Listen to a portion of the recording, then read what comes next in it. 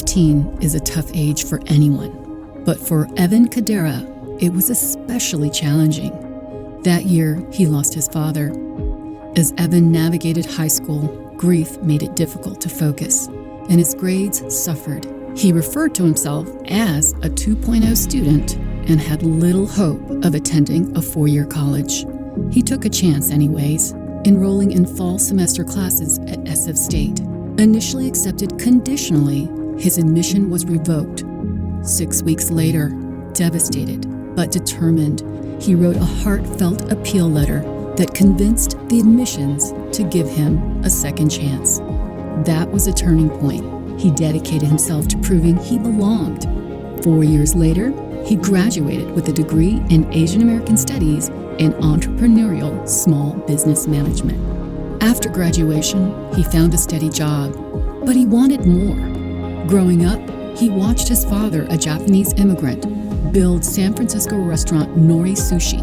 Working alongside his father gave Evan a valuable perspective on the business side of restaurants, even though he wasn't interested in becoming a chef. He wanted to build a business of his own. In 2008, he enrolled in SF State's MBA program. Around that time, the street food scene was booming. During a trip to Los Angeles, Evan discovered the Korean taco at the famous Kogi truck. The experience planted a seed. What if he could bring new flavors to Bay Area streets? When he returned, he partnered with his childhood friend Gil Payumo, a chef deeply rooted in Filipino cuisine, to create a fusion of Filipino and Mexican flavors. In 2010, they took their shot, purchasing a food truck off Craigslist and launching Señor Sisig. While still in his MBA program, Evan applied lessons from his venture to his coursework, turning theory into practice.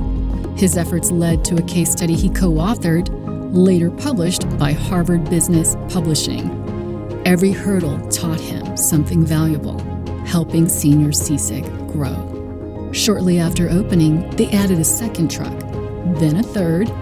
14 years later, Señor Sisig has a fleet of food trucks and 3 brick-and-mortar locations, including a prime spot at the San Francisco Ferry Building.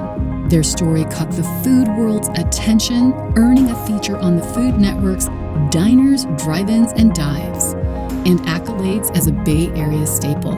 When the pandemic hit, Señor Sisig became a lifeline for the community, partnering with nonprofits. They provided meals to those in need and healthcare workers.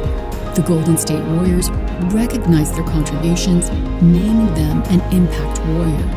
Now, they're taking that partnership further with plans to open their 4th location at the Warriors' home, the Chase Center, in 2025. For Evan, community is everything. He's never forgotten those who helped him, especially his alma mater. Above all, he takes pride in his role as a husband and father, finding his greatest joy in moments with his family.